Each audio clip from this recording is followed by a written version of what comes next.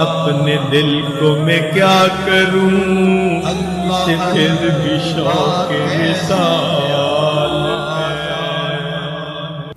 وسلام علی عبادہ الذین اصطفیٰ،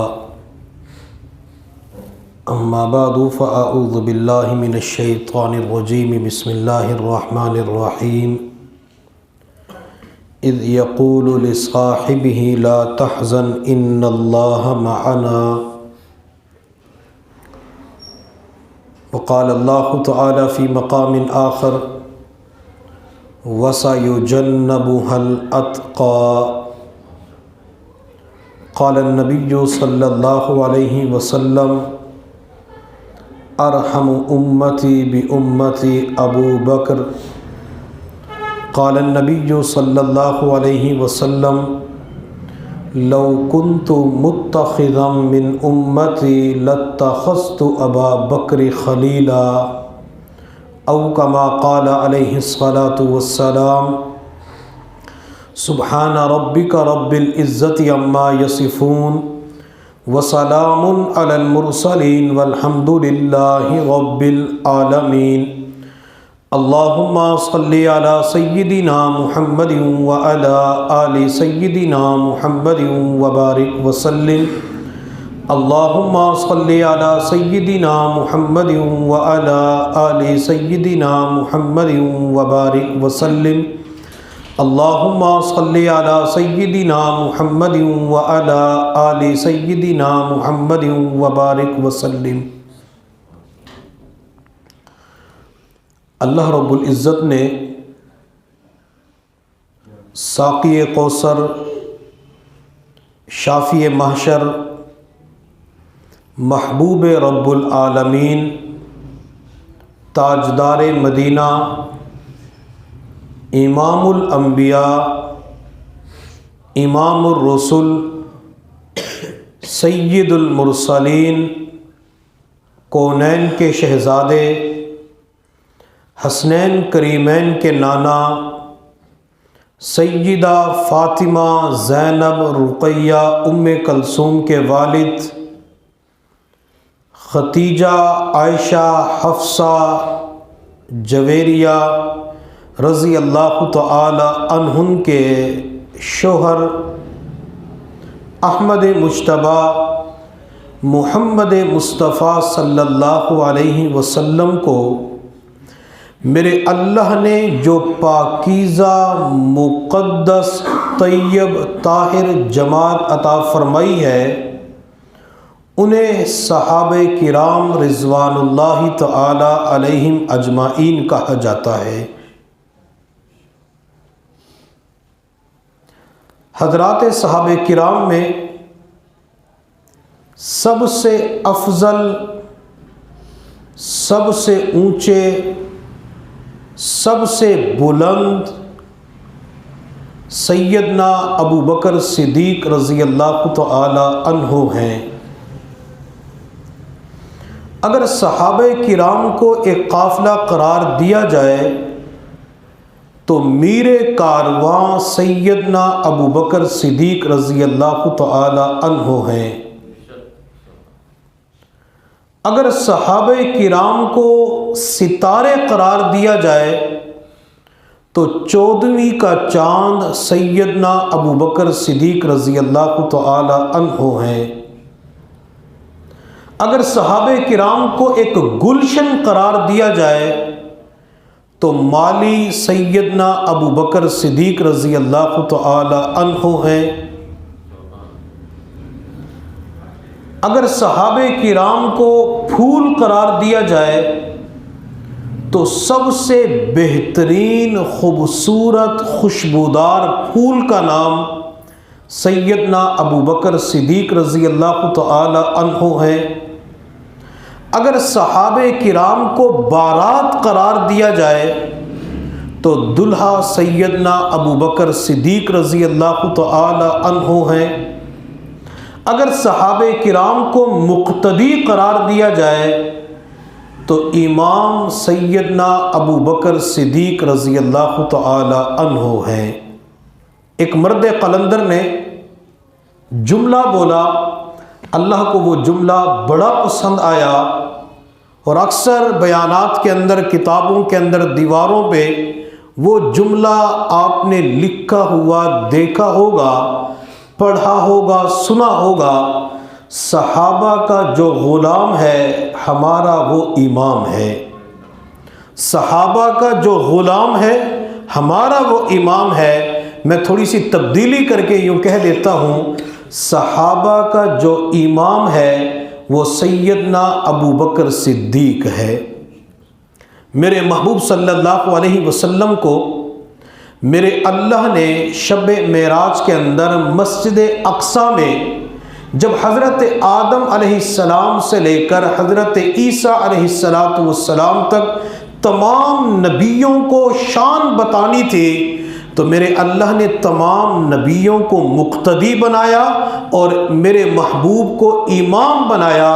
میرے اللہ نے حضور صلی اللہ علیہ وسلم کو امام بنا کر آپ کے سر پہ ختم نبوت کا تاج سجا کر تمام انبیاء کو بتلا دیا کہ تمام انبیاء میں یہ سب سے اونچے ہیں، تمام انبیاء میں سب سے بلند ہیں، تمام انبیاء میں سب سے افضل ہے۔ اسی طرح میرے محبوب صلی اللہ علیہ وسلم نے مسجد نبوی کے اندر جب تمام صحابہ کرام کو ابو بکر کی شان بتانی تھی، ابو بکر کی فضیلت بتانی تھی، تو میرے محبوب صلی اللہ علیہ وسلم نے اپنی موجودگی کے اندر تمام صحابہ کو مقتدی بنایا اور ابو بکر کو امام بنایا۔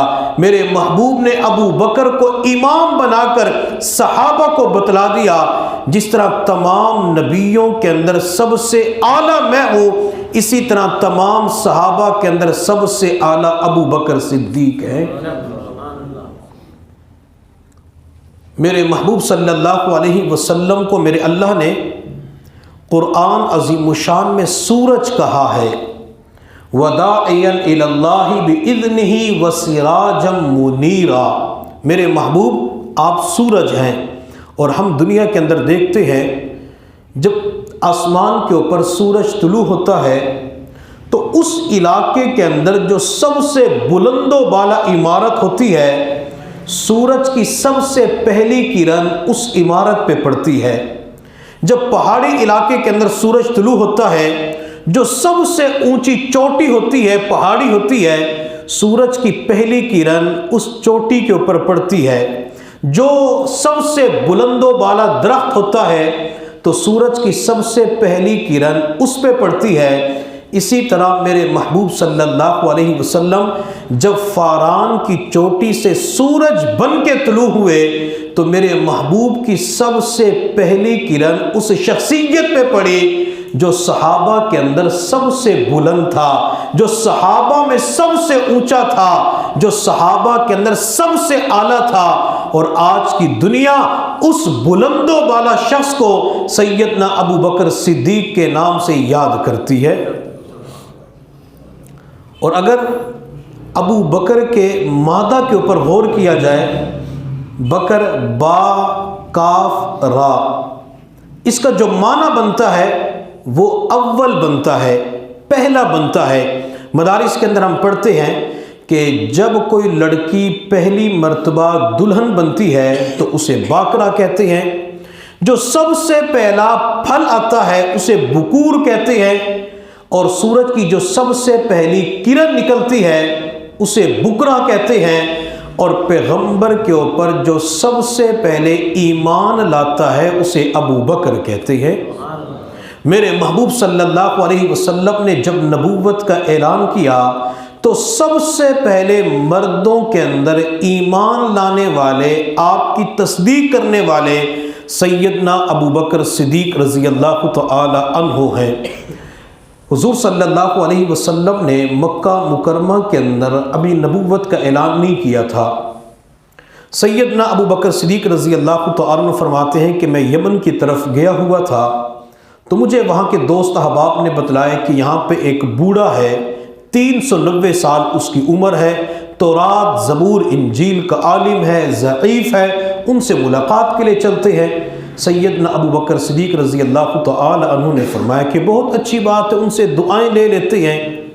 فرماتے کہ جب میں اس بوڑھے کے پاس پہنچا تو لاغر، نحیف اور کمزور تھا، ان کی پلکوں کے بال رخسار کے اوپر پڑے ہوئے تھے، حتیٰ کہ جب ان کے پاس پہنچے تو ہم نے ان کے پاس بیٹھ کر اس زمانے کے اندر جو الفاظ استعمال ہوتے تھے وہ الفاظ استعمال کیے، تو اس 390 سال کے بوڑھے نے اپنی پلکوں کے بالوں کو اوپر اٹھایا۔ ابو بکر فرماتے میری طرف دیکھ کے فرمایا کہ آپ کا نام کیا ہے؟ سیدنا ابو بکر صدیق رضی اللہ تعالیٰ عنہ فرماتے میں نے اپنا نام ابو بکر بتلایا تو اس نے کہا اگر آپ محسوس نہ کریں تو میرے قریب ہو جائیں۔ فرماتے جب میں اور قریب ہوا تو اس بوڑھے نے کہا بیٹا اپنے پیٹ سے چادر قمیص کو تو ہٹاؤ۔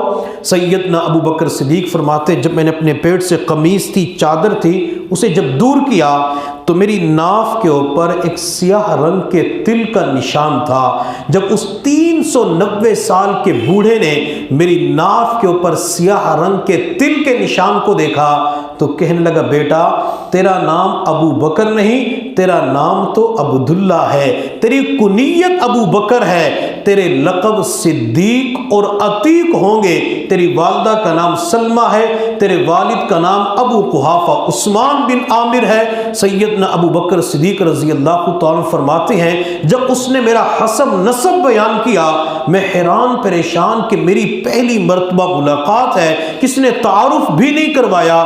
تو میں نے اس بوڑھے سے کہا کہ آپ کو میرے حسب نسب کے بارے میں، تعارف کے بارے میں کیسے پتا؟ تو اس بوڑھے نے کہا ابو بکر میں نے تیرا تذکرہ تورات اور انجیل کے اندر پڑھا ہے، ابو بکر میں نے ان کتابوں کے اندر یہ بھی پڑھا کہ مکہ مکرمہ کے اندر ایک نبوت کا اعلان کرے گا جس کا نام محمد ہوگا، احمد بھی اس کا نام ہوگا، والد کا نام عبداللہ ہوگا، ماں کا نام آمنہ ہوگا، مدینہ کی طرف ہجرت کریں گے اور ان کے ہاتھ کے اوپر جو سب سے پہلے ایمان قبول کرے گا اسے ابو بکر صدیق کہا جاتا ہے۔ ابو بکر تو پیغمبر کے اوپر سب سے پہلے ایمان لے کے آئے گا۔ حضرت ابو بکر صدیق رضی اللہ تعالیٰ فرماتے ہیں میں اس وقت حیران ہو رہا تھا کہ میرا تذکرہ پچھلی آسمانی کتابوں کے اندر بھی ملتا ہے۔ پھر اس بوڑھے نے کہا ابو بکر جب تو جائے گا تو محمد نبوت کا اعلان کریں گے، مسلمان ہو جانا، کلمہ پڑھ لینا اور میرا بھی سلام ان کو عرض کر دینا۔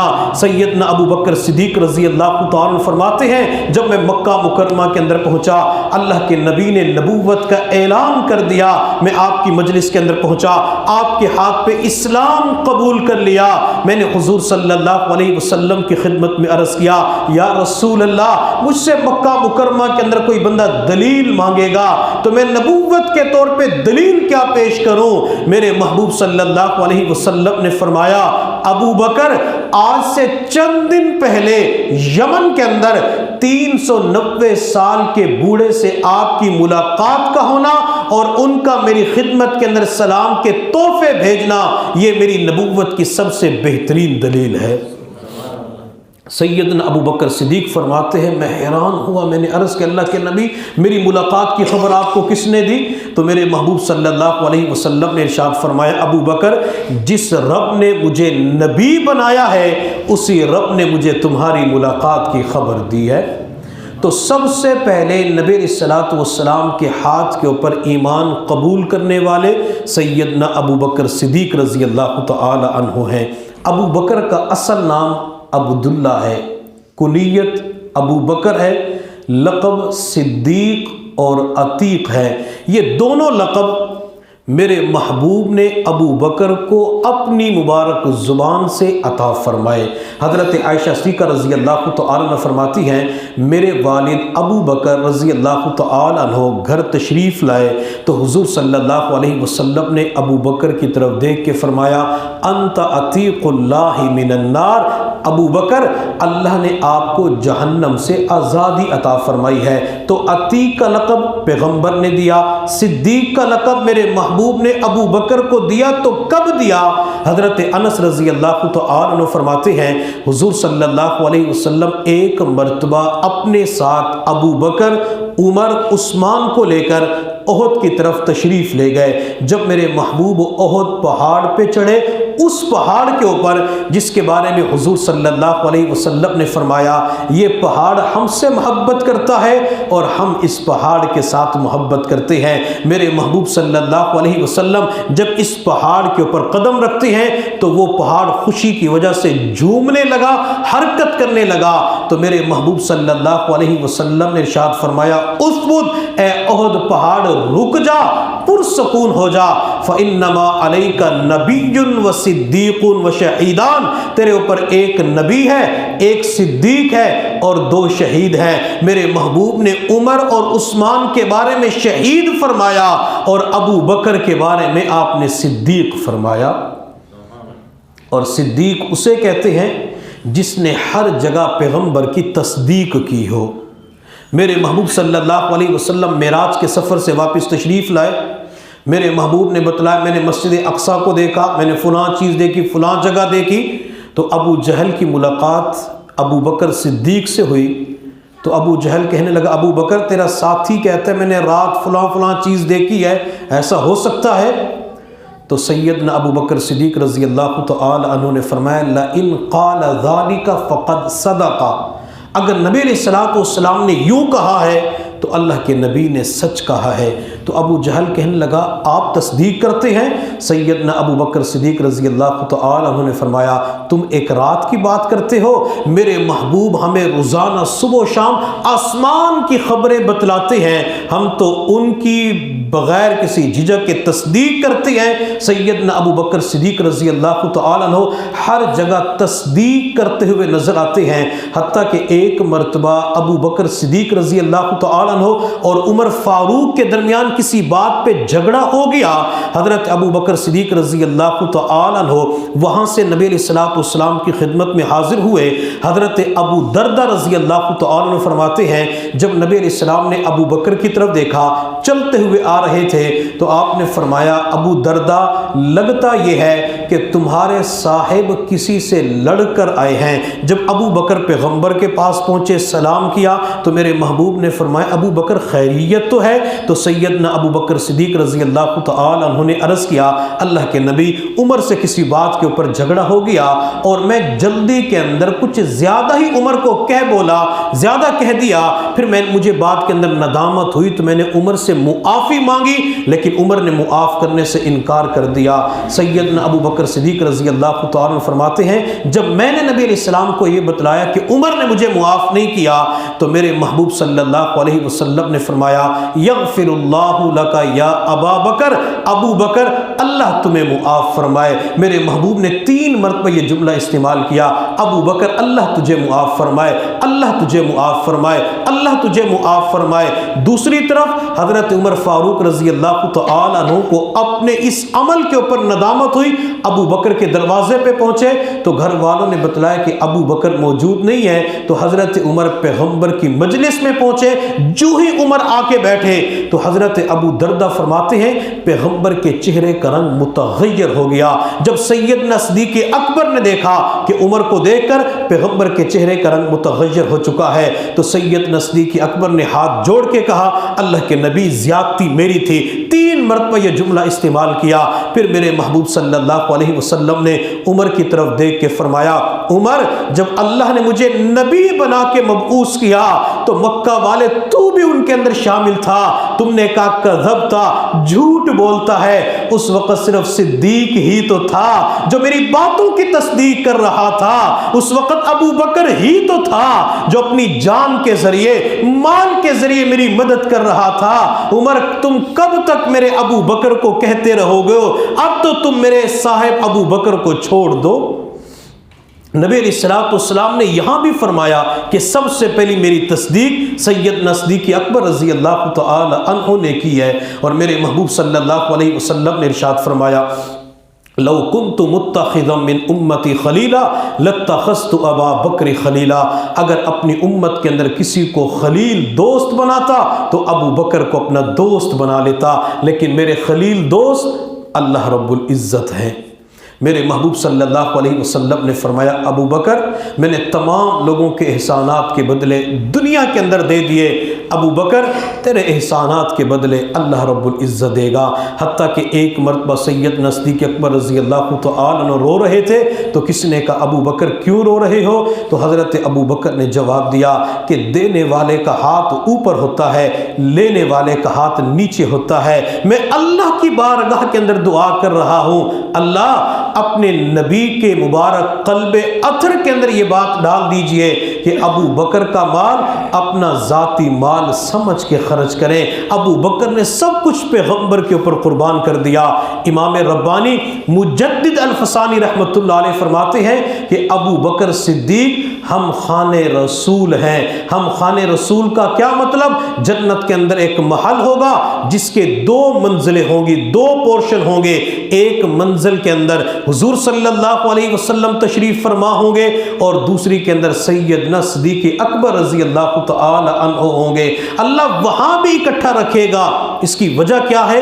میرے پیغمبر نے ایک دعا مانگی، ربی ادخلنی مدخل صدق واخرجنی مخرج صدق۔ یہ 15ویں پارے کے اندر اقم الصلاۃ لدلوک الشمس الی غسق اللیل، اس رکوع کے اندر یہ آیت موجود ہے۔ میرے محبوب نے دعا مانگی، اللہ جب میں نکلوں تو صدق کے ساتھ نکلوں، جب میں داخل ہوں اللہ صدق کے ساتھ داخل ہوں۔ اب میرے محبوب صدق کی دعا کرتے ہیں، کیا یہ صدق ہمیں نظر آتا ہے؟ اگر آیت کو عموم پہ رکھتے ہیں تو ہمیں ابو بکر صدیق کی صورت میں پیغمبر کے ساتھ نظر آتا ہے۔ میرے محبوب مکہ مکرمہ سے تشریف لے جاتے ہیں، ابو بکر صدیق آپ کے ساتھ غار ثور کے اندر تشریف لے جاتے ہیں، صدیق اس وقت بھی ساتھ ہے۔ غار ثور سے باہر نکلتے ہیں، صدیق آپ کے ساتھ ام معبد کے خیمے میں تشریف لے گئے، صدیق وہاں پہ باہر نکلے، وہاں صدیق آپ کے ساتھ۔ میرے محبوب مدینہ طیبہ کے اندر پہنچے تو صدیق آپ کے ساتھ ہے۔ ابو ایوب انصاری کے گھر تشریف لے گئے تو صدیق آپ کے ساتھ ہے۔ میرے محبوب صلی اللہ علیہ وسلم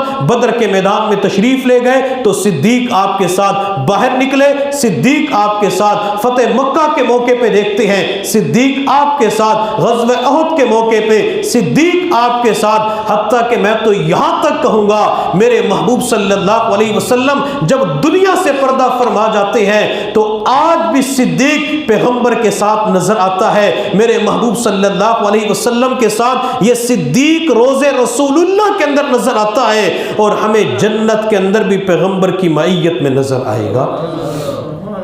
اور علماء کرام مشائخ اعظام نے لکھا ہے قیامت کا دن ہوگا، میرے محبوب صلی اللہ علیہ وسلم رب کی بارگاہ میں طویل سجدہ فرمائیں گے۔ حضرت مولانا عبداللہ درخواستی رحمت اللہ علیہ کے نواسے ایک بیان کے اندر فرما رہے تھے تقریباً 15 دن کا طویل سجدہ ہوگا۔ اتنا لمبا سجدہ آمنہ کے لال فرمائیں گے تو میرا اللہ فرمائے گا محبوب سجدے سے سر اٹھائیے، جو مانگیں گے آپ کو عطا کیا جائے گا، شفاعت کریں گے آپ کی شفاعت کو قبول کیا جائے گا۔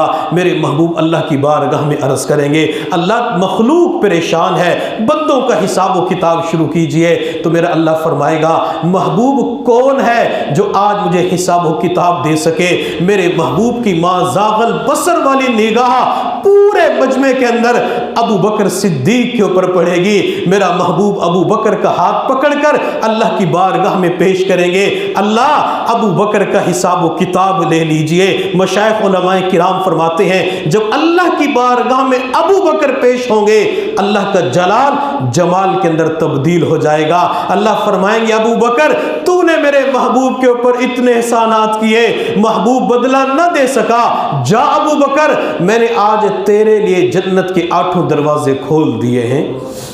اور ایک حدیث کے اندر آپ علیہ الصلوۃ والسلام نے ارشاد فرمایا جب کوئی بندہ کسی چیز کا جوڑا اللہ کی بارگاہ میں خرچ کرتا ہے تو اسے قیامت کے دن یوں پکارا جائے گا او اللہ کے بندے اس دروازے سے داخل ہو جا۔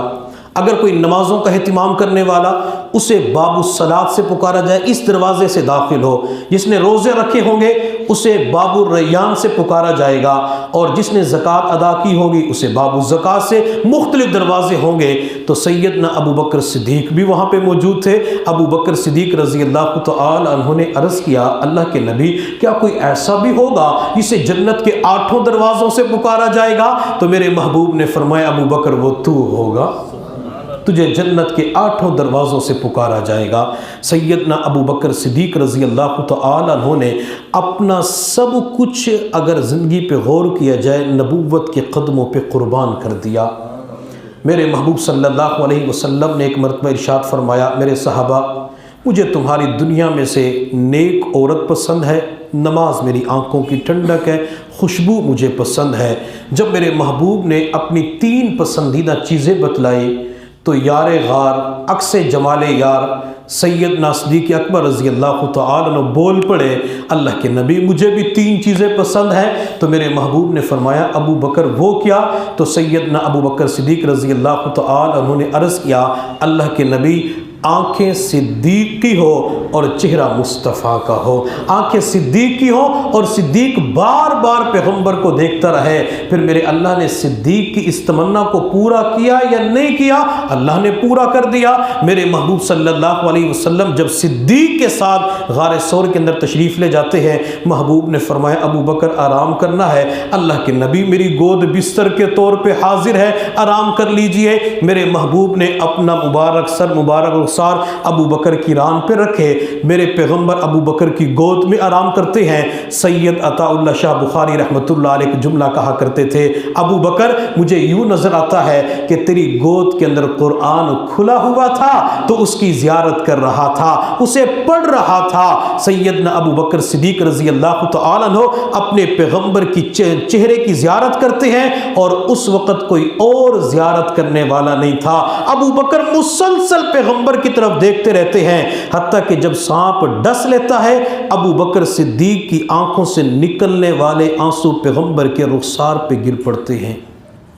اس نے کیا خوب کہا، کینو حور پسند کینو نور پسند، کینو حور پسند کینو نور پسند، کینو موسیٰ دا کوہ تور پسند، قسم خدا دی عاشقانو نعلین پاک دی دھول پسند، ہک وار پسند لکھوار پسند، سوہنے آقا دا دیدار پسند۔ اگلے جملے پہ غور کرنا، جتے اتروں صدیق دے ڈگ دے رہے، اتروں آنسو کو کہتے ہیں اور یہ غار ثور کا منظر پیش کیا جا رہا ہے، جتے اتروں صدیق دے ڈگ دے رہے سنو آقا دا اور رخسار پسند۔ کہ صدیق اکبر رضی اللہ تعالی عنہ کی آنکھوں سے نکلنے والے آنسو یہ پیغمبر کے رخسار کے اوپر گر پڑتے ہیں۔ میرے محبوب نے آنکھیں کھولی، ابو بکر کی طرف دیکھا، آنکھوں میں آنسو۔ محبوب نے فرمایا کیوں رو رہے ہو؟ اللہ کے نبی سانپ نے ڈس لیا۔ تو میرے محبوب صلی اللہ علیہ وسلم نے اپنا لعاب دہن ابو بکر کی ایڑی پہ لگایا۔ میرے محبوب کے لعاب دہن کی برکت سے اللہ رب العزت نے ایڑی کے اندر سے سانپ کے زہر کے اثر کو ختم فرما دیا۔ ایک مرتبہ عائشہ صدیقہ رضی اللہ تعالی عنہا نے نبی علیہ السلام کی خدمت میں عرض کیا، آسمان پہ 14ویں کا چاند چمک رہا تھا، ستارے بھی نکلے ہوئے تھے، اللہ کے نبی کیا کسی کی نیکیاں آسمان کے ستاروں کے برابر ہو سکتی ہیں؟ تو میرے محبوب نے فرمایا عائشہ عمر کی نیکیاں آسمان کے ستاروں سے زیادہ ہے۔ تو عائشہ پریشان ہو گئی۔ میرے محبوب نے جب عائشہ کی طرف دیکھا تو آپ سمجھ گئے۔ میرے محبوب نے فرمایا عائشہ کیوں پریشان ہو گئی؟ اللہ کے نبی میرا خیال یہ تھا میرے والد ابو بکر کا نام لیں گے، آپ نے تو عمر کا نام لیا۔ میرے محبوب صلی اللہ علیہ وسلم نے ارشاد فرمایا عائشہ تیرے والد ابو بکر نے غار ثور کے اندر جو میرے ساتھ ایک رات گزاری تھی، عمر کی پوری زندگی کی نیکیاں اس ایک رات کا مقابلہ نہیں کر سکتی۔ اتنی نیکیاں اللہ رب العزت نے حضرت عمر کو عطا فرمائی، پھر ابو بکر صدیق کا مقام تو ان سے بھی بہت بلند ہے۔ سیدنا صدیق اکبر رضی اللہ تعالی عنہ نے اپنی دوسری پسند بتلائی، اللہ کے نبی مال صدیق کا ہو اور خرچ نبوت کرے۔ تیسری پسند بتائی، اللہ کے نبی بیٹی صدیق کی ہو اور پیغمبر کے نکاح میں ہو۔ پھر ابو بکر صدیق کی اس تمنا کو اللہ نے پورا کر دیا۔ عائشہ صدیقہ رضی اللہ تعالی عنہ پیغمبر کی زوج محترمہ بن جاتی ہیں۔ محبوب صلی اللہ علیہ وسلم ان سے بڑی محبت کیا کرتے تھے۔ ایک مرتبہ ایک صحابی نے پوچھا اللہ کے نبی آپ کو سب سے زیادہ کن سے محبت ہے؟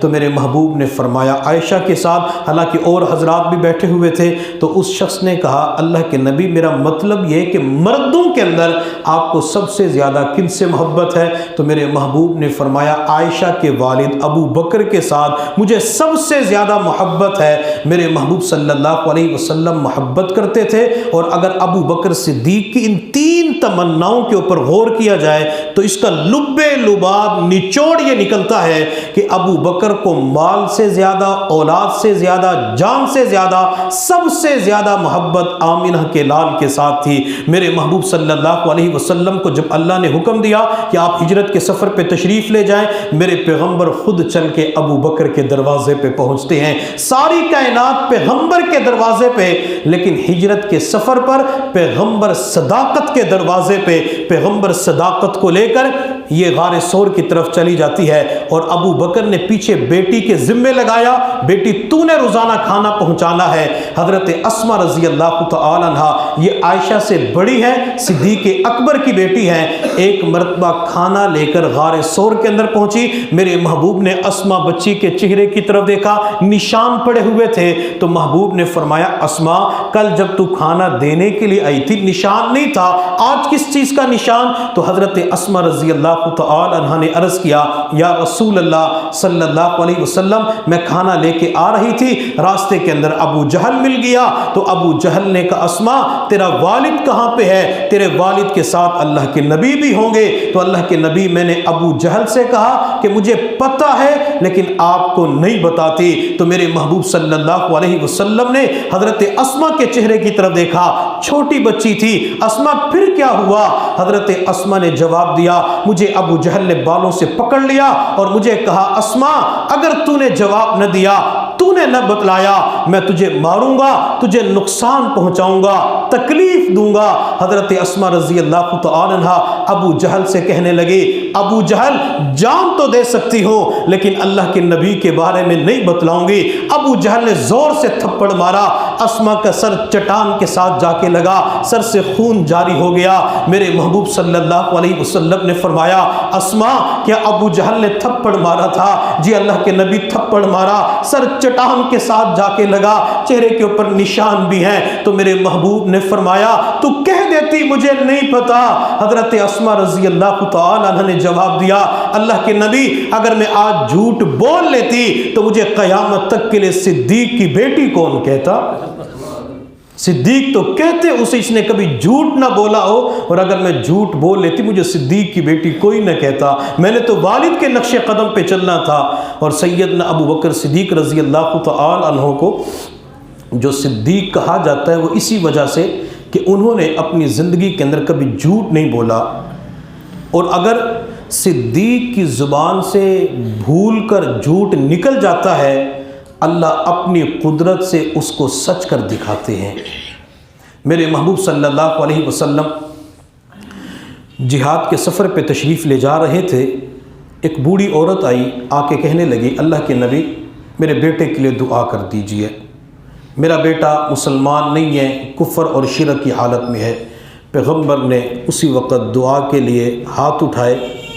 میرے پیغمبر کے ہاتھ جب اٹھتے تھے اللہ لوگوں کو ہدایت نصیب فرما دیتے تھے۔ حضرت ابو ہریرہ رضی اللہ تعالی عنہ نبی اسلام کی خدمت میں حاضر ہوئے، اللہ کے نبی والدہ کے لیے دعا کر دیجئے۔ میرے محبوب نے دعا کے لیے ہاتھ اٹھائے، اللہ ابو ہریرہ کی والدہ کو ہدایت نصیب فرما۔ محبوب نے دعا مانگنا شروع کی تو ابو ہریرہ نے دوڑ لگا دی۔ تو کس نے پوچھا ابو ہریرہ کیوں دوڑ رہے ہو، کیوں بھاگ رہے ہو؟ تو حضرت ابو ہریرہ نے جواب دیا میں آج یہ دیکھنا چاہتا ہوں کہ گھر کی دہلیز پہ پہلے میں پہنچتا ہوں یا پیغمبر کی دعا پہنچتی ہے۔ حضرت ابو ہریرہ بعد میں پہنچتے ہیں، پیغمبر کی دعا پہلے پہنچ جاتی ہے۔ حضرت ابو ہریرہ مکان کے دروازے پہ پہنچے، اندر سے بند تھا۔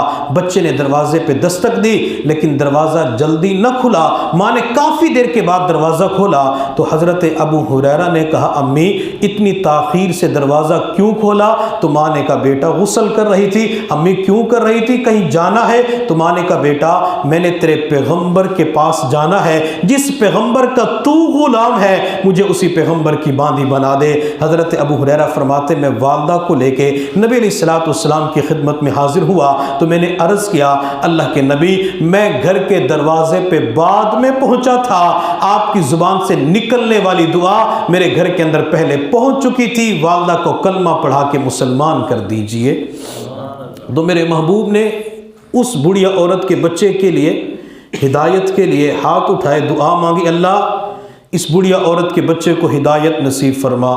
پیغمبر کے ہاتھ اٹھے، عرشوں کے اوپر قبولیت ہوئی، اللہ نے بچے کو ایمان کی دولت عطا فرمائی۔ بچہ اپنے گھر سے نکلتا ہوا دوڑتا ہوا پیغمبر کے پاس پہنچا، اللہ کے نبی کلمہ پڑھا دیجئے۔ میرے محبوب نے کلمہ پڑھا دیا، مسلمان ہو گیا۔ تو ماں نے کہا اللہ کے نبی بیٹے کو ساتھ لے جائیں جہاد کے سفر پہ۔ تو محبوب نے فرمایا بہت اچھی بات، جوانی کی عمر تھی۔ مالک بن سنان رضی اللہ تعالی عنہ ان کا نام ہے۔ اللہ کی شان، جب یہ قافلہ وہاں پہ پہنچا تو یہ نوجوان شہید ہو جاتا ہے۔ نماز جنازہ پڑھ کر ان کی تدفین کر دی گئی۔ قافلہ جہاد کر کے جب واپس آیا، مدینہ طیبہ کے اندر داخل ہوا، لوگوں کو پتہ چلا، لوگ اپنے مکانوں سے نکل کر ملاقات کے لیے باہر آئے۔ بڑھیا عورت کو پتہ چلا تو وہ بچے کی ملاقات کے لیے جہاں سے قافلہ داخل ہو رہا تھا وہاں پہ کھڑی ہو گئی۔ حضور صلی اللہ علیہ وسلم جب قریب سے گزرے تو بڑھیا عورت نے پوچھا یا رسول اللہ میرا بیٹا کہاں ہے؟ تو محبوب نے فرمایا پیچھے ابو بکر آ رہے ہیں، ان سے پوچھ لینا۔ تھوڑی دیر کے بعد جب ابو بکر کا گزر ہوا تو بڑھیا عورت نے پوچھا ابو بکر میرا بیٹا کہاں ہے؟ حضرت ابو بکر صدیق فرماتے میں نے اس بوڑھی عورت سے کہا کہ جب اللہ کے نبی گزرے تھے تو انہوں نے کیا فرمایا؟ تو بڑھیا عورت کہنے لگی نبی علیہ السلام نے فرمایا کہ ابو بکر سے پوچھ لینا۔ حضرت ابو بکر فرماتے میں سوچنے لگا کہ بچہ تو اس کا شہید ہو چکا ہے، تدفین بھی کر دی گئی، اگر میں ماں سے یہ کہتا ہوں کہ آپ کا بیٹا شہید ہو چکا ہے تو ماں کے دل پہ کیا گزرے گی؟ فرماتے ہیں کہ میں ابھی سوچ رہا تھا تو اس بڑھیا عورت نے مجھے ابو بکر بیٹا شہید ہو چکا ہے، تو سیدنا صدیق اکبر فرماتے ہیں کہ جلدی سے میری زبان سے نکل گیا اماں تیرا بیٹا پیچھے آ رہا ہے۔ حالانکہ بچہ شہید ہو چکا ہے، تدفین بھی کر دی گئی ہے، لیکن صدیق اکبر کی زبان سے نکلا اماں بیٹا پیچھے آ رہا ہے۔ سیدنا ابو بکر صدیق فرماتے ہیں جب میں کچھ آگے گیا تو میں نے اپنے آپ کو مخاطب کر کے کہا ابو بکر اس کا تو بیٹا شہید ہو چکا ہے، اب کیا بنے گا؟ فرماتے میں نے اسی وقت اپنی جھولی اللہ کی بارگاہ میں پھیلائی، اللہ سے رابطہ کیا، اللہ مجھے صدیق کا لقب تیرے نبی نے دیا ہے، اللہ صدیق اسے کہتے ہیں جس نے کبھی جھوٹ نہ بولا ہو، اللہ اگر یہ آج جھوٹ ہو گیا تو قیامت کے دن یہ جھوٹ جب محبوب کے سامنے آئے گا تو میں آپ کے محبوب کو کیا چہرہ دکھاؤں گا؟ محبوب فرمائیں گے میں نے تجھے صدیق کا لقب دیا اور تو دنیا کے اندر جھوٹ بولتا تھا، اللہ آپ تو عیسیٰ علیہ السلام کے لیے مردوں کو زندہ کر دیتے تھے، اللہ آج ابو بکر کی لاج رکھتے ہوئے اسے زندگی عطا کر دیجئے۔ ابو بکر صدیق فرماتے میں رو بھی رہا تھا، مانگ بھی رہا تھا، حتیٰ کہ چلتے چلتے مسجد نبی کے اندر آیا، میں نے بچوں کی طرح بلک بلک کر اللہ کے سامنے رونا شروع کر دیا، اللہ صدیق کی زبان سے نکلنے والی بات کی لاج رکھ لیجئے، اللہ صدیق کی صداقت دنیا والوں کو دکھا دیجئے۔ سیدنا ابو بکر صدیق فرماتے مسجد کے اندر رو رہا تھا، اللہ کی بارگاہ کے اندر ابو بکر کی دعا قبول ہوئی، اللہ نے اس نوجوان کو قبر کے اندر دوبارہ زندگی عطا فرمائی، اس نوجوان کو قبر سے نکالا، حتیٰ کہ وہ دوڑتا ہوا مدینہ طیبہ کے اندر پہنچا، میرے محبوب سے ملاقات ہوئی تو محبوب نے فرمایا بیٹا تو شہید ہو گیا تھا، اللہ کے نبی میں آپ کے سامنے کھڑا ہوں۔ محبوب نوجوان گفتگو کر رہے تھے، جبرائیل علیہ السلام آسمانوں پہ سے زمین پہ پیغمبر کے قدموں میں پہنچے اور عرض کہ اللہ کے نبی یہ واقعی شہید ہو چکا تھا، لیکن چونکہ ابو بکر کی زبان سے نکلا تھا اما بیٹا پیچھے آ رہا ہے، تو اللہ رب العزت نے ابو بکر کی سچائی کو دکھانے کے لیے اس نوجوان کو دوبارہ زندگی عطا فرما دی۔ تو صدیق اسے کہتے ہیں جس نے زندگی کے اندر کبھی جھوٹ نہ بولا ہو۔ ابو بکر صدیق رضی اللہ تعالیٰ عنہ سچ کا اہتمام کرنے والے تھے، اور سیدنا صدیق اکبر رضی اللہ تعالیٰ عنہ نے پھر اپنا مال پیغمبر کے اوپر اللہ کے راستے کے اندر سب کچھ خرچ کر دیا، قربان کر دیا۔ غزوہ تبوک کا موقع ہے، میرے محبوب صلی اللہ علیہ وسلم نے فرمایا میرے صحابہ جہاد کے سفر پہ جانا ہے، لمبا سفر ہے، سامان لے کے آؤ۔ تو مختلف صحابہ سامان لے کے آئے۔ سیدنا ابو بکر صدیق رضی اللہ تعالی عنہ گھر کا سارا سامان اٹھا کے لے آئے۔ حضرت عمر فاروق فرماتے ہیں کہ اس دن میں گھر کا آدھا مال لے کے آیا، دل کے اندر بڑا خوش تھا کہ آج نیکیوں کے اندر ابو بکر سے بڑھ جاؤں گا، نیکیوں کے اندر سبقت لے جاؤں گا۔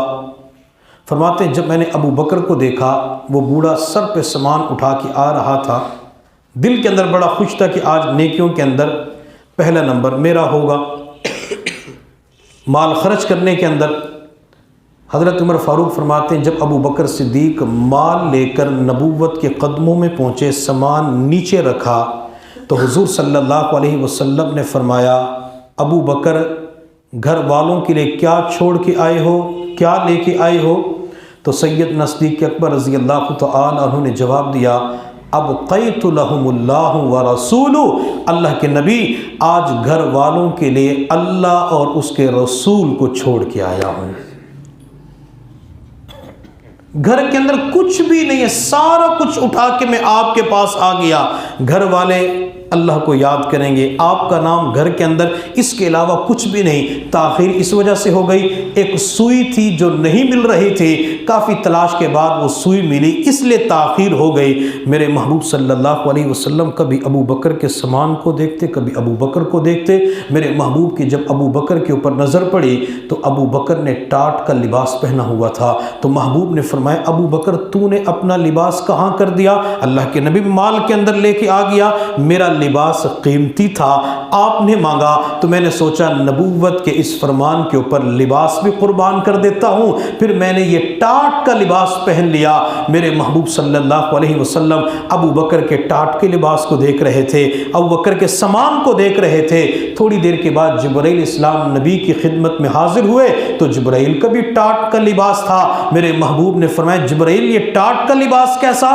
عرض کہ اللہ کے نبی اللہ کو ابو بکر کی ادا اتنی پسند آئی، اللہ نے حکم دے دیا کہ ابو بکر جیسا ٹاٹ کا لباس پہن لو۔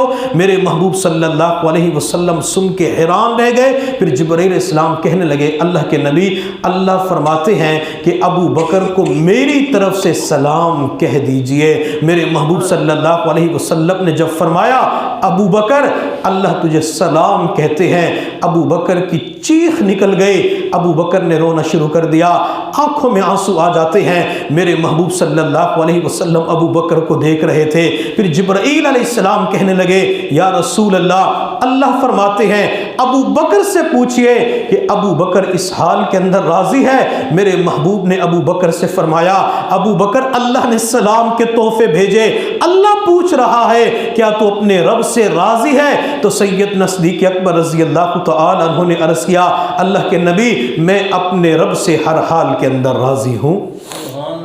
یہ سیدنا صدیق اکبر رضی اللہ تعالیٰ عنہ جن کے لیے عرشوں سے سلام آیا کرتے تھے، اور نبی علیہ الصلوۃ والسلام کی زوجہ محترمہ جب ختیجہ کو میں دیکھتا ہوں تو وہاں بھی اللہ کی طرف سے سلام آتے ہیں۔ میرے محبوب صلی اللہ علیہ وسلم کے لیے حضرت ختیجۃ الکبریٰ رضی اللہ تعالیٰ عنہ کھانا لے کے آ رہی تھی، جبرائیل علیہ السلام آئے اور آ کے عرض کیا اللہ کے نبی اللہ فرماتے کہ جب ختیجہ آ جائے تو ختیجہ کو میری طرف سے سلام کہہ دے۔ جب ختیجہ آئی تو میرے محبوب نے فرمایا ختیجہ آج اللہ نے تجھے سلام بھیجا ہے۔ حضرت ختیجہ رضی اللہ تعالی عنہ جو ہماری والدہ ہے، حضرت ختیجہ رضی اللہ تعالی عنہ کا میرے اوپر آپ سب کے اوپر احسان ہے۔ حضرت خدیجہ نے کیا کہا؟ اللہ کے نبی اللہ خود سلام ہے۔ جیسے یہاں پہ لکھا ہوگا کہ اللہ کا صفاتی نام السلام ہے، اور یہ 28ویں پارے کے اندر بھی آتا ہے۔ پھر خدیجہ رضی اللہ تعالیٰ عنہ کہنے لگے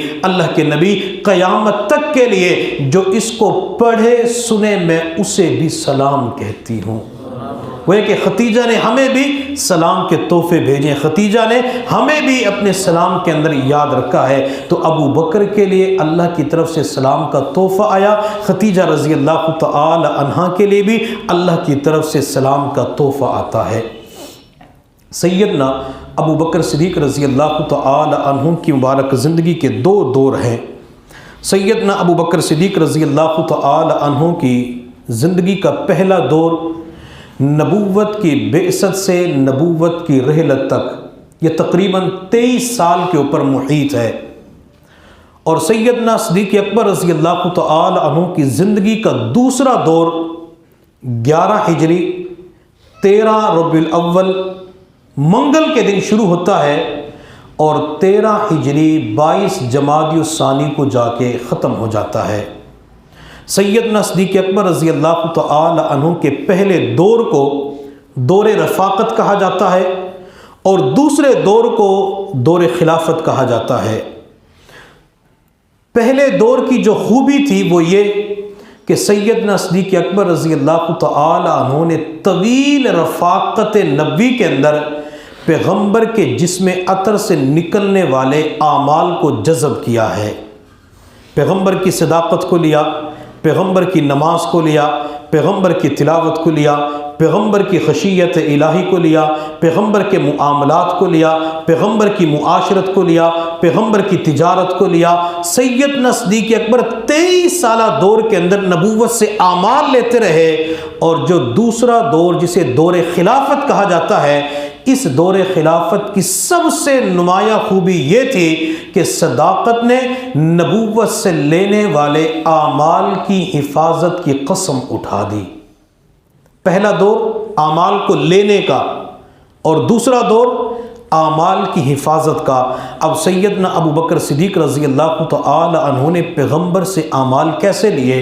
میرے محبوب صلی اللہ علیہ وسلم غار حرا میں تھے، اللہ نے اپنے نبی کو نبوت عطا فرمائی۔ میرے محبوب نبوت کا بوجھ لے کر جب خدیجہ کے پاس پہنچے تو محبوب صلی اللہ علیہ وسلم نے ارشاد فرمایا خدیجہ لقد خشیت علی نفسی، مجھے اپنی جان کا خطرہ ہے۔ جب وقت کا پیغمبر پریشان تھا، وقت کے پیغمبر کا پورا جسم کانپ رہا تھا، اس وقت تسلی دینے والی ایک عورت ذات تھی جسے خدیجہ کہا جاتا ہے۔ حضرت خدیجہ رضی اللہ تعالی عنہ کہنے لگی کلا واللہ، ہرگز نہیں، اللہ کی قسم، ما یخزیک اللہ ابدا، اللہ آپ کو ہرگز ضائع نہیں فرمائیں گے۔ خدیجہ وہ کیسے؟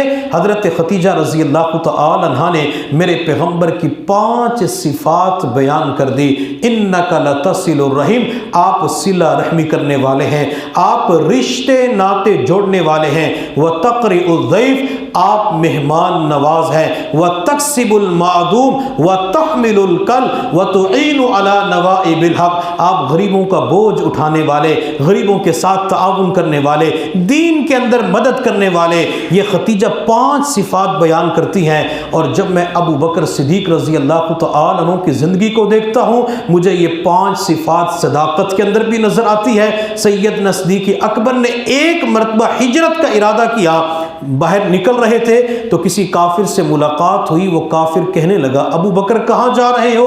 حضرت ابو بکر نے جواب دیا مکہ چھوڑ کے جا رہا ہوں، مکہ والے رہنے جینے نہیں دیتے۔ تو وہ کافر کہنے لگا ابو بکر آپ مکہ کو نہیں چھوڑ سکتے، آپ کو مکہ کے اندر رہنا چاہیے۔ ابو بکر نے فرمایا وہ کیوں؟ تو کافر مشرک کہنے لگا ابو بکر آپ صلہ رحمی کرنے والے ہیں، آپ مہمان نواز ہیں، غریبوں کا بوجھ اٹھانے والے۔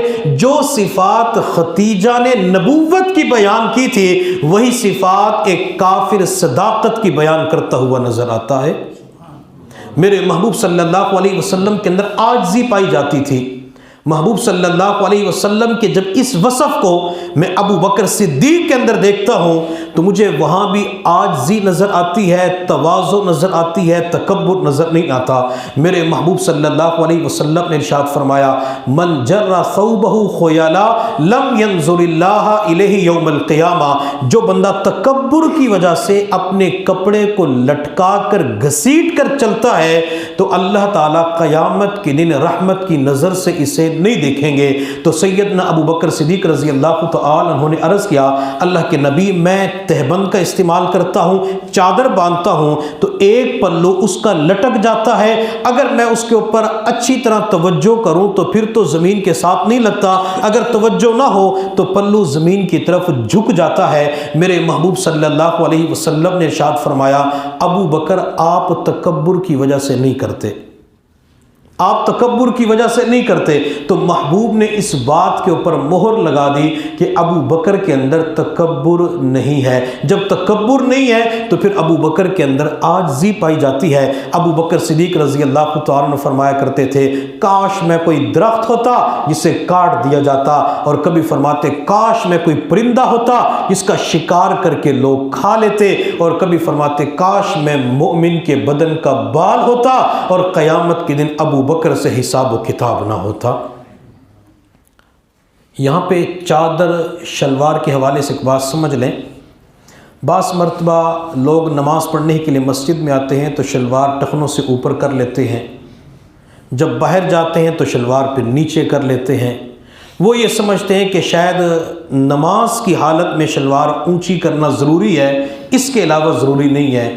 یہ شلوار ٹخنوں سے اوپر کرنا، چادر ٹخنوں سے اوپر کرنا مستقل حضور صلی اللہ علیہ وسلم کی سنت ہے، اور اگر کوئی بندہ اپنی شلوار کو عجب کی وجہ سے، تکبر کی وجہ سے، فخر کی وجہ سے ٹخنوں سے نیچے کر لیتا ہے تو یہ گناہ کبیرہ ہے۔ جس طرح شراب کا پینا گناہ کبیرہ ہے، بدکاری کرنا گناہ کبیرہ ہے، یہ بھی تکبر کی وجہ سے نیچے لٹکا لینا، اس پر بندے کو گناہ ملتا ہے، سزا ملے گی۔ میرے محبوب صلی اللہ علیہ وسلم نے ارشاد فرمایا 3 بندے ایسے ہیں جن کو نہ تو اللہ محبت کی نظر سے دیکھے گا، ولا یکلمہم اللہ، نہ اللہ ان سے بات کرے گا اور نہ اللہ ان کا تزکیہ فرمائے گا، ان کے لیے دردناک عذاب ہوگا۔ حضرت ابو ذر غفاری رضی اللہ تعالیٰ عنہ فرماتے میں نے عرض کہ اللہ کے نبی وہ 3 بندے کون ہیں جن کو اتنا شدید عذاب ہوگا؟ تو میرے محبوب صلی اللہ علیہ وسلم نے فرمایا پہلا وہ شخص جو اپنی چادر ٹخنوں سے نیچے لٹکاتا ہے، دوسرا احسان جتلانے والا، اور تیسرا جھوٹی قسم اٹھانے والا یا جھوٹ بولنے والا۔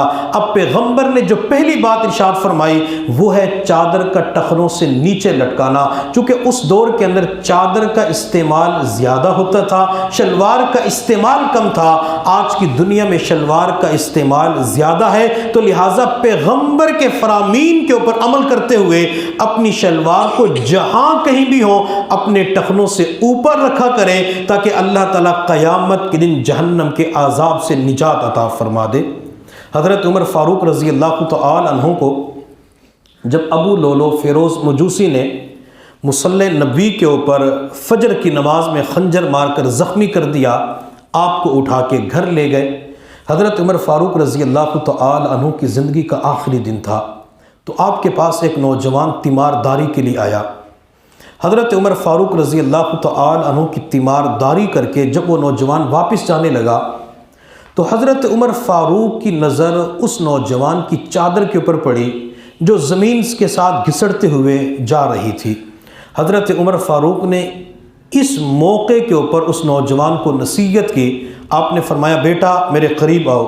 وہ نوجوان آپ کے قریب آیا تو آپ نے فرمایا کہ اپنی چادر ٹخنوں سے اوپر کر لو، یہ لباس کی طہارت، صفائی، پاکیزگی کا ذریعہ ہے، اور چادر اوپر کرنے کی وجہ سے اللہ بندے کو تقوی عطا فرما دیتے ہیں۔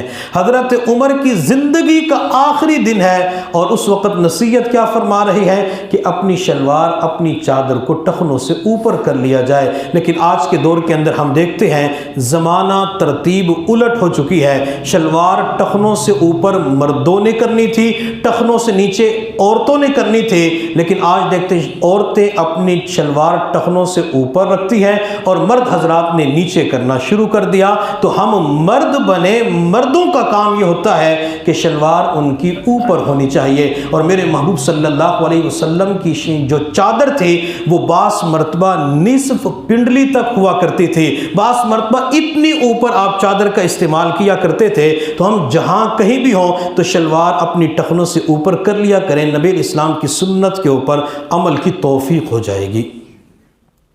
سیدنا ابو بکر صدیق رضی اللہ تعالی عنہ کی مبارک زندگی کے اندر ہمیں نبوت والے چند اعمال اور بھی نظر آتے ہیں۔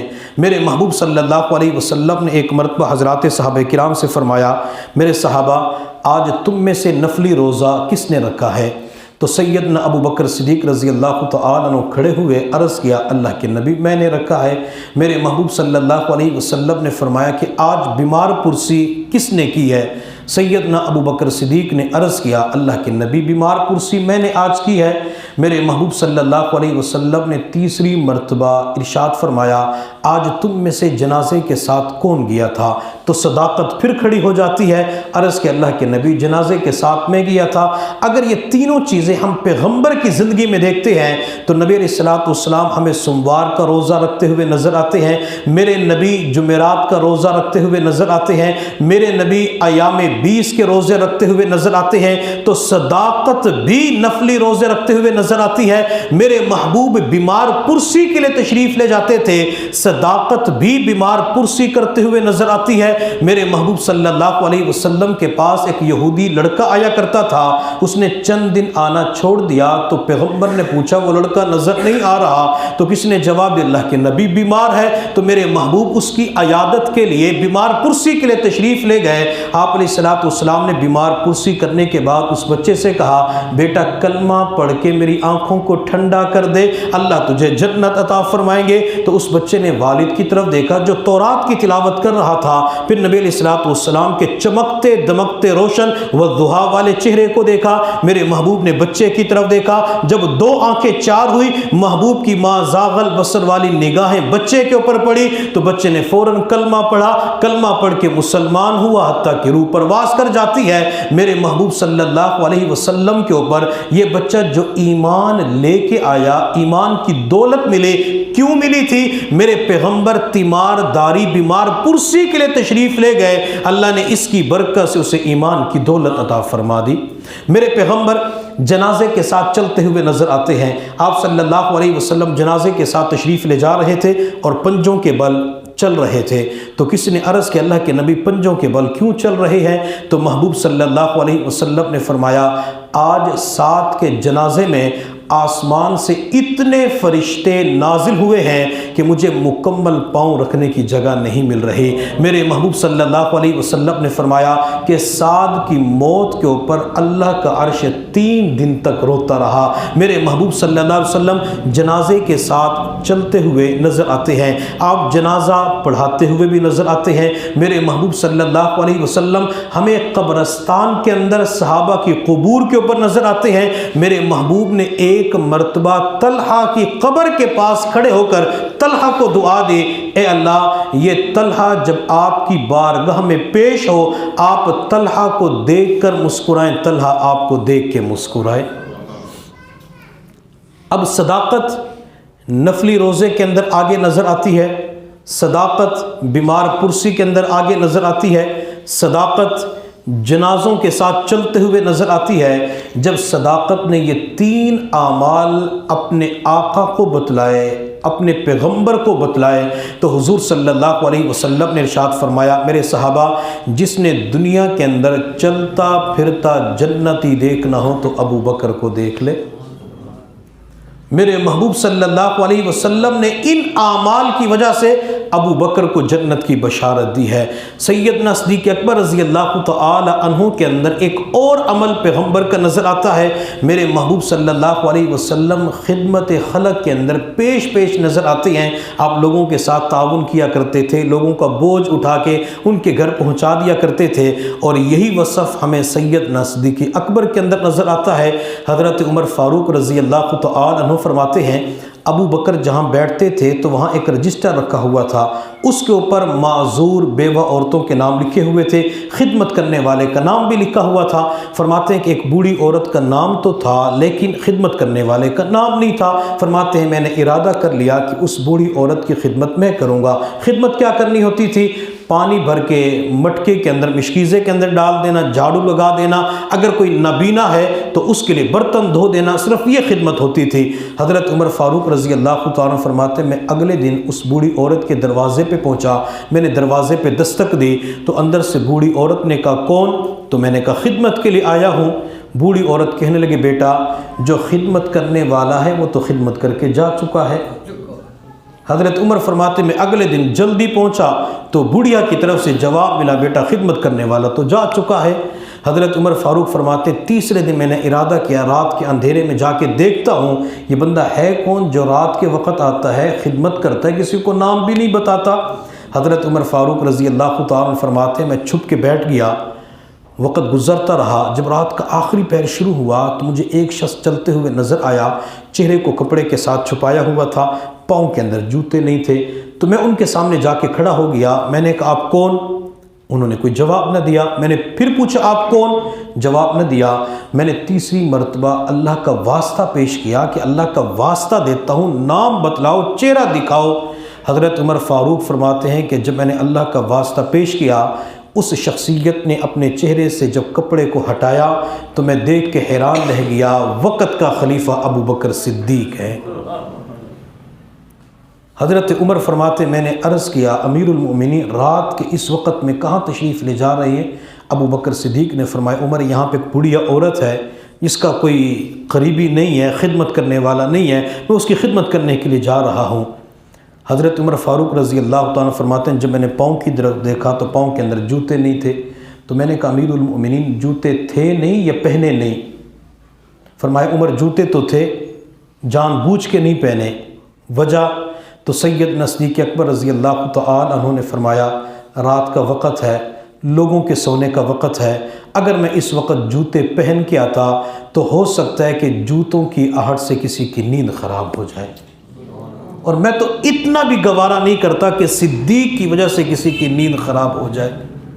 سید صدیق اکبر رضی اللہ تعالیٰ عنہ خدمت خلق کے اندر بھی ہمیں آگے نظر آتے ہیں۔ تو سید صدیق اکبر رضی اللہ تعالیٰ عنہ نے 23 سالہ طویل رفاقت کے اندر پیغمبر سے اعمال کو لیا۔ یہ سیدنا صدیق اکبر کی زندگی کا ایک دور ہے، اور سیدنا ابو بکر صدیق رضی اللہ تعالیٰ عنہ کی زندگی کا دوسرا دور وہ 11 ہجری 13 ربیع الاول منگل والے دن شروع ہوتا ہے، یعنی نبی علیہ السلام کے دنیا سے پردہ فرما جانے کے بعد۔ اب اس دور کی نمایاں خوبی کیا تھی؟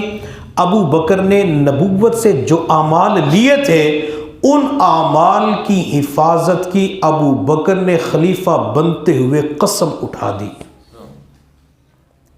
جب سیدنا صدیق اکبر رضی اللہ تعالیٰ خلیفہ بنے تو کچھ لوگوں نے زکوٰۃ دینے سے انکار کر دیا کہ ہم زکوٰۃ نہیں دیتے۔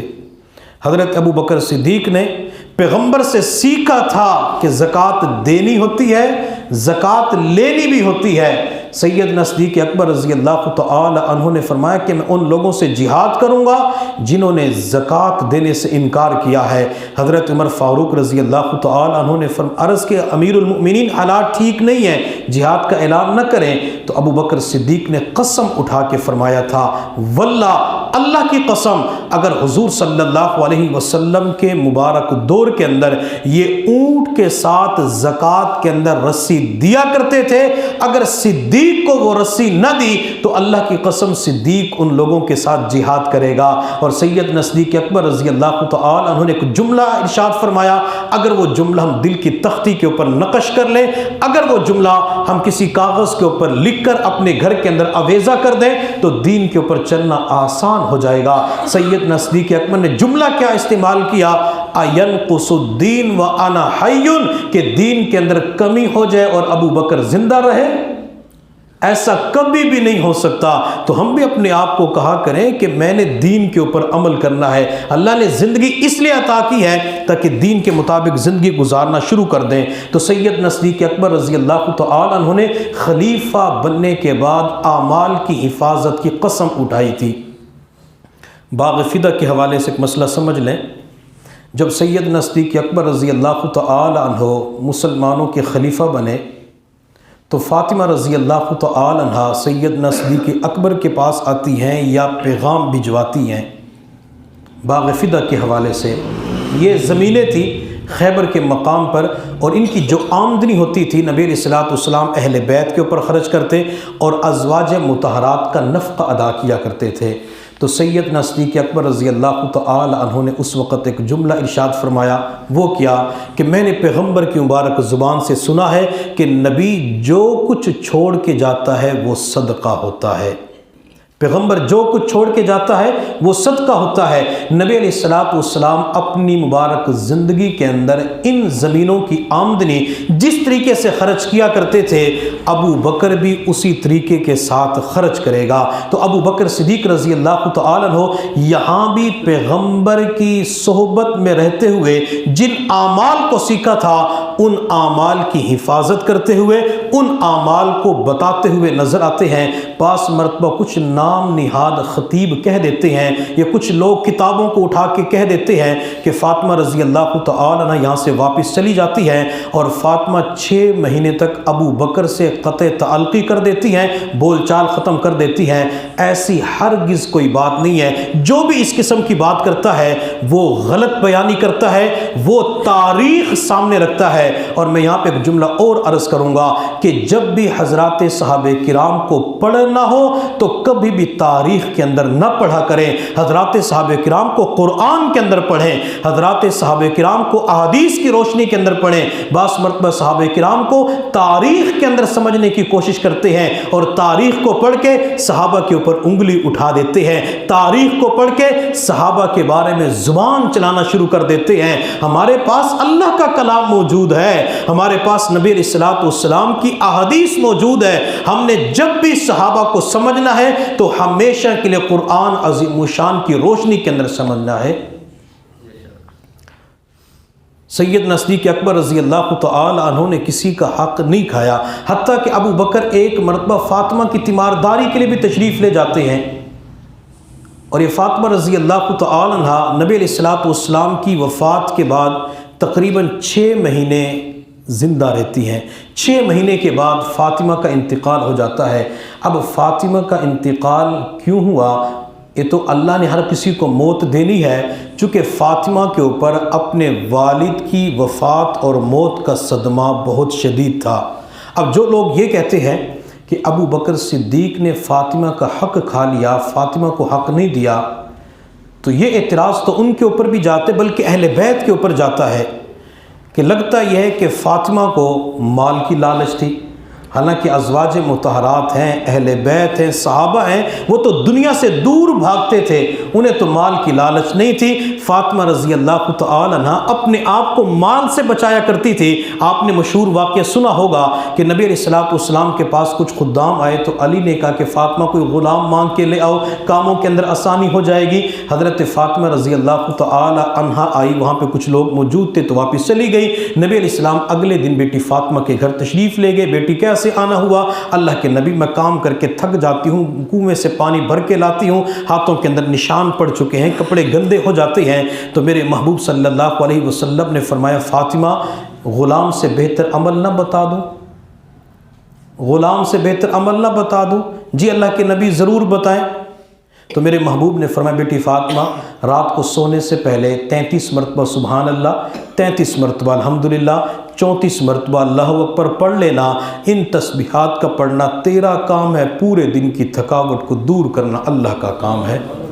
پیغمبر یہاں پہ فاطمہ کو اعمال بتاتے ہیں تو فاطمہ اعمال کو لینے کے لیے تیار ہو جاتی ہے، مال کی طرف، غلام کی طرف، باندی کی طرف فاطمہ کی نظر نہیں جاتی۔ فاطمہ رضی اللہ تعالی عنہ تو اپنے آپ کو مال سے بچانے والی تھی، دنیا سے بچانے والی تھی، اور میرے محبوب صلی اللہ علیہ وسلم نے فرمایا اگر دنیا کی اللہ کے ہاں مچھر کے پر کے برابر قدر و قیمت ہوتی اللہ کسی کافر کو پینے کے لیے پانی کا گھونٹ نہ دیتے۔ اور میرے اللہ نے قرآن میں فرمایا متاع الدنیا قلیل، یہ دنیا کا نفع تھوڑا ہے، اور ایک جگہ فرمایا دار الغرور، یہ دنیا تو دھوکے کا گھر ہے۔ حضرات صحابہ کرام بھی اپنے آپ کو بچاتے تھے، ازواج مطہرات بھی بچتی تھی، اہل بیت بھی اپنے آپ کو بچاتے، حضرات حسنین کریمین رضی اللہ تعالی عنہما یہ بھی اپنے آپ کو دنیا سے بچایا کرتے تھے، جو کچھ ہوتا تھا اسے اللہ کے راستے میں خرچ کر دیا کرتے تھے۔ حضرت حسن کی سیرت کو پڑھنا ہو تو کبھی فضائل صدقات اٹھا کے دیکھیں، آپ کو حسن کے حوالے سے وہاں پہ واقعات ملیں گے۔ حسین کی سیرت کو پڑھنا ہو آپ کتابوں کو اٹھا کے دیکھیں، یہ اللہ کے راستے میں خرچ کرتے ہوئے نظر آتے ہیں۔ حضرت حسین رضی اللہ تعالی عنہ بھی دینے والے تھے، لینے والے نہیں تھے۔ حضرت حسن رضی اللہ تعالی عنہ بھی دینے والے تھے، لینے والے نہیں تھے۔ حتیٰ کہ مشہور واقعہ فضائل صدقات کے اندر لکھا ہوا ہے، حج کے سفر پہ جا رہے تھے حضرت حسن، حضرت حسین، حضرت جعفر یا کوئی اور تھے، یہ تین حضرات، تو راستے کے اندر ایک بڑھیا عورت نے بکری کے ساتھ آپ کی دعوت کی۔ پھر جب یہی بڑھیا مدینہ طیبہ کے اندر کسی کام کے سلسلے میں آتی ہیں تو حضرت حسن نے علیحدہ ہدیہ دیا تھا، اور حضرت حسین رضی اللہ تعالی عنہ نے اس بڑھیا کو 4000 دراہم ہدیہ کے طور پہ دیے تھے۔ یہ حضرات تو خرچ کرنے والے تھے، جو کچھ ہوتا اسے اللہ کے راستے کے اندر خرچ کیا کر دیا کرتے تھے۔ میرے محبوب صلی اللہ علیہ وسلم ایک مرتبہ نماز پڑھائی، اور نماز کے بعد سلام جو ہی پھیرا تو سلام کے فوراً بعد گھر تشریف لے گئے۔ حضرات صحابہ کرام فرماتے ہیں ہم پریشان ہوئے کہ اللہ کے نبی اتنی جلدی کیوں تشریف لے گئے؟ جب واپس آئے تو ہم نے عرض کہ اللہ کے نبی خیریت تو ہے؟ تو نبی علیہ السلام نے ارشاد فرمایا کہ کچھ پیسے پڑے ہوئے تھے، دراہم دنانیر، تو میں نے سوچا کہ ان کو اللہ کے راستے کے اندر خرچ کر دوں۔ نماز کے فوراً بعد، سلام پھیرنے کے فوراً بعد آپ نے وہ بھی اللہ کے راستے کے اندر خرچ کر دیے۔ تو سیدنا صدیق اکبر رضی اللہ تعالی عنہ نے جو خلیفہ بنتے ہوئے اعمال کی حفاظت کی قسم اٹھائی تھی، سیدنا صدیق اکبر اس کے اوپر عمل کرتے ہوئے نظر آتے ہیں۔ یہ سیدنا صدیق اکبر رضی اللہ تعالی عنہ 22 جمادی الثانی کو 13 ہجری کے اندر اللہ رب العزت کو پیارے ہو جاتے ہیں۔ اللہ رب العزت کی بارگاہ میں دعا ہے اللہ تعالی ہم سب کو سیدنا صدیق اکبر کی سچی محبت نصیب فرمائے۔ اللہ تعالی ہم سب کو صحابہ کرام، اہل بیت، ازواج مطہرات، ان کے نقش قدم پہ چلنے کی توفیق عطا فرمائے۔ وآخر دعوانا